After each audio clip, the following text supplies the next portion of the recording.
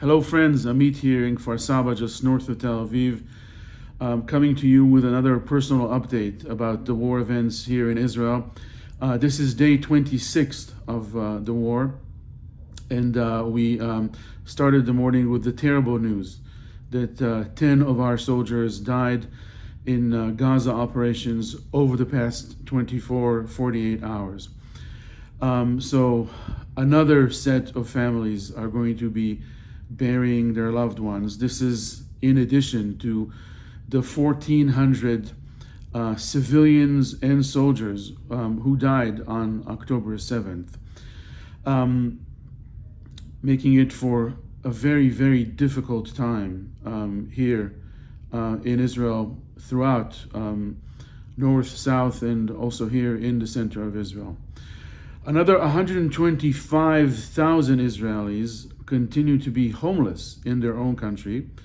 Some of them, like my own family, evacuees from up north because we fear another front opening there with Hezbollah, and many of them from down south who don't have homes or communities or community members to come to because their communities or homes were destroyed during October 7th. These are people who won't go home for quite a bit of time, whose lives have completely changed and will continue to change in the next months, years. I say this because I want to talk to you today a little bit about the idea of collateral damage, and I think most of you immediately think about what's going on in Gaza when I say collateral damage, but as I said in the opening, there's a greater picture here. And I'll start by telling you that my own kids went to school this morning. This is the first time both of them went to school on the same day.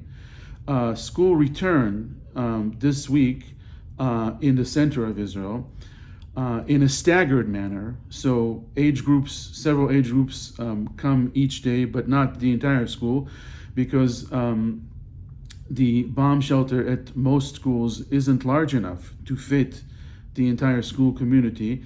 And we've had quite a few rocket attacks here in the center of Israel and also up north and down south. So even though kids go to school today, at least, they won't go tomorrow, not my own. Tomorrow they'll study at home in some semblance of remote learning, which we all know from the COVID era doesn't really work. And so one measure of this collateral damage I speak to you about is this last year. Most Israeli students aren't really going to learn this year, because really, how can you learn when you haven't seen your dad or mom in 3 weeks because they have been enlisted? How can you learn if the desk next to you in your own classroom is where Noam, a 7th grader, 13-year-old girl, used to sit? She is now hostage in Gaza. Nobody knows where she is. This is a true story. This is a girl we know. I'm not inventing this. How can you study if you've been evacuated from one of these kibbutzes or communities down south? Many of your friends, you don't know where they are. You don't really have a normal home life. So really, as much as we try to make it normal for our kids, you can see behind me, we decorated a little bit for Halloween. It's a very sad stage of normalcy that will continue for as long as this war continues. And it's one measure of this collateral damage I speak of. But if you want to look at the broader picture, say you own your own business and you've been enlisted. Who's operating this business right now? Say you're in the tourism industry. There's no tourism right now. Say you're a farmer anywhere in Israel. Many of your workers, many of them come from Southeast Asia, are not here anymore. They were evacuated to their own countries. There's no one to pick the tomatoes that are on the vine right now, or any other crop for that matter. That means that on one hand, these farmers are going to experience tremendous losses financially. We here on, the home front, more center Israel, are really not going to have that much produce to see in the next few months, because there's no one to pick it, and there's no one to sow the seeds for the next season. So this idea of collateral damage is even larger. Our own media outlets continue to cover the terrible stories from October 7th.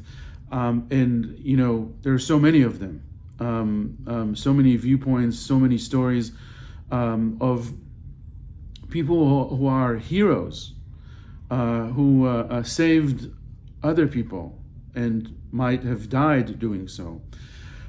So it's very, very difficult to actually see this country moving forward to brighter days. But with that in mind, I want to end my update with some good stories or good news. Just prior to October 7th, this country was fractured, almost on the brink of civil war, because of the desire of our esteemed Prime Minister to redo our judicial system. But since October 7th, you see a great deal of unity. People coming out of the woodworks to help each other, to help the soldiers, to help the farmers from down south. People who have nothing to do with agriculture are driving down south, filling up trucks, bringing up these produce up here to the center of Israel and selling them on the street, in parking lots. And obviously all this money going back to these farmers.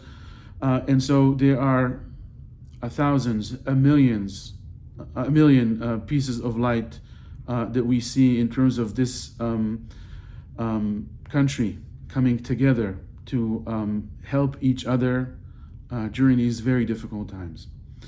I want to thank you for checking in with me and for continuing to follow what's happening here. Please do continue to support us, to follow us, to think about us, and I will continue to update you. Take care and talk to you soon.